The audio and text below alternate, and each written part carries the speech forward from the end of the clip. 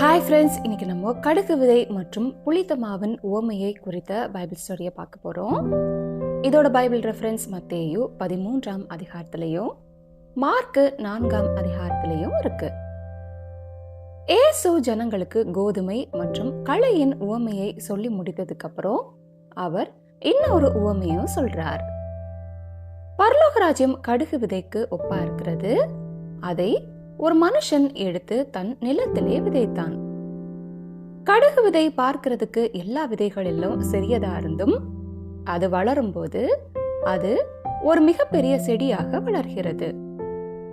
ஆகாயத்து பறவைகள் அதன் கிளைகளில் வந்து அடையத்தக்க மரமாகும்னு சொல்றார்.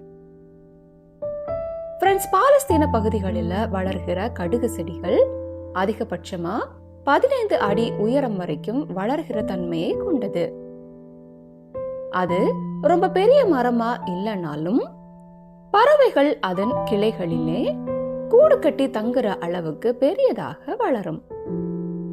இந்த உவமையோட அர்த்தம் என்னன்னா, கடுகு விதை ஆரம்பத்துல பார்க்கிறதுக்கு ரொம்ப சின்னதா இருந்தாலும் அது வளரும் போது பறவைகள் அதன் கிளைகளிலே வந்து தங்குற அளவுக்கு எப்படி பெரியதாகுமோ அதே மாதிரி பரலோக ராஜ்யமும் இருக்கும். ஃப்ரெண்ட்ஸ், இயேசுவோட ஊழியம் ஆரம்பத்துல ஒரு தாழ்மையான தொடக்கமா தான் இருந்தது. ஆரம்பத்துல கொஞ்சம் பேர் மட்டும்தான் அவரை பின்தொடர்ந்தாங்க. அது ஆரம்பத்துல கடுகு விதைய மாதிரி சின்னதா இருந்தாலும் நாளடைவுல கிறிஸ்தவம் ஒரு மிகப்பெரிய வளர்ச்சி அடைந்தது. தேவனுடைய ராஜ்யம் வெறும் யூதர்களுக்கு மட்டும் இல்லாம இயேசுவை விசுவாசிக்கிற எல்லா ஜனங்களும் அவருடைய கிளையிலே வந்து தஞ்சம் அடையத்தக்கதாக மிகவும் பெரியதாக வளர்ந்திருக்கிறது. எசேக்கியேல் 17, 22, 23 வசனங்களில் கர்த்தராகிய ஆண்டவர் சொல்லுகிறது என்னவென்றால், நான் உயர்ந்த கேதுருவின் நுனி கிளைகளில் ஒன்றை எடுத்து நடுவேன். அதன் இளம் கிளையில் உள்ள கொழுந்துகளில் இலசா இருக்கிற ஒன்றை கொய்து அதை உயரமும் உன்னதமுமான ஒரு பர்வதத்தின் மேல் நாட்டுவேன். இஸ்ரவேலின் உயரமான பர்வதத்திலே அதை நாட்டுவேன். அது கொப்புகளை விட்டு கனி தந்து மகிமையான கேதுருவாகும். அதன் கீழே சகலவித பட்சி ஜாதிகளும் தங்கி அதன் கிளைகளின் நிழலிலே தாபரிக்கும் என்கிற இந்த மேசியாவை குறித்த தீர்க்க தரிசனமும் இயேசு சொன்ன இந்த உவமைக்கு ஒரு இணையா இருக்கு.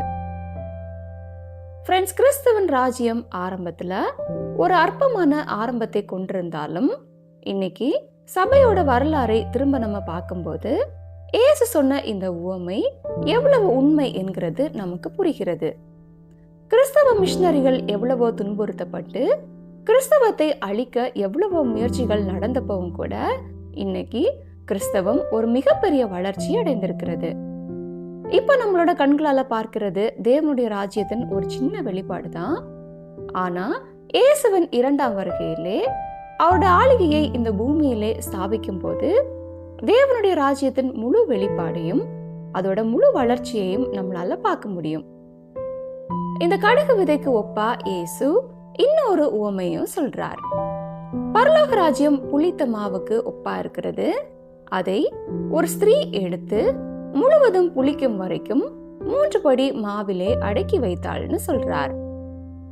ஃப்ரெண்ட்ஸ், இந்த உவமையோட அர்த்தமும் கடுகு விதை உவமையோட அர்த்தமும் ஒண்ணுதான். ஈஸ்ட் பார்க்கறதுக்கு ரொம்ப சின்னதா இருக்கும்.